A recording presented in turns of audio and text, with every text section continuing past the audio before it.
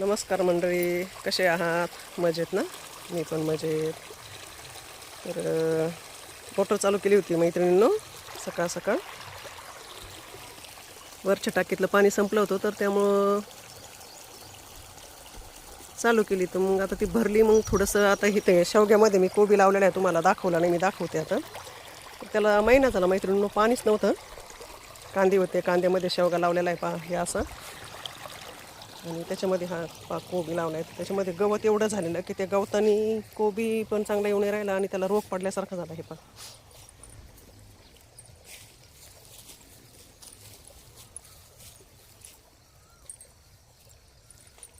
हा कलरफुल कोबी आहे.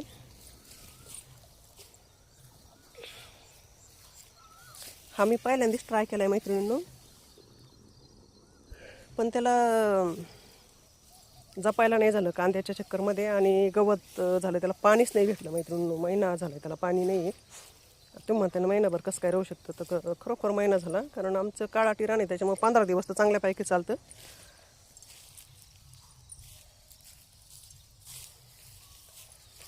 तर हे अशा पद्धतीने आपले घरगुती कोबी खायला लावलेला. त्या साईडनी आपला रेग्युलर कोबी हा मैत्रिणींनो.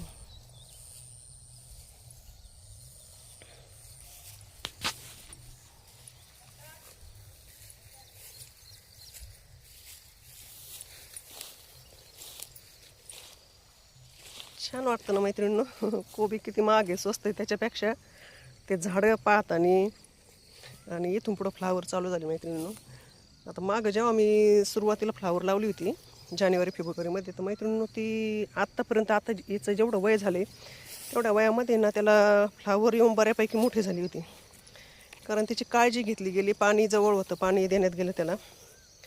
आणि हे कांद्यात लावल्यामुळं, कांदे असतानाच लावले होते याला छोटे छोटे, म्हटलं कांदे निघेपर्यंत येऊन जाईन. पण त्याला ते वसाव्यानी एक तर आली नाही, एकूण तिकून आली तर त्याला पाणी नाही भेटलं, गवत खूप झालं. बा हे पा इथं फ्लावर आली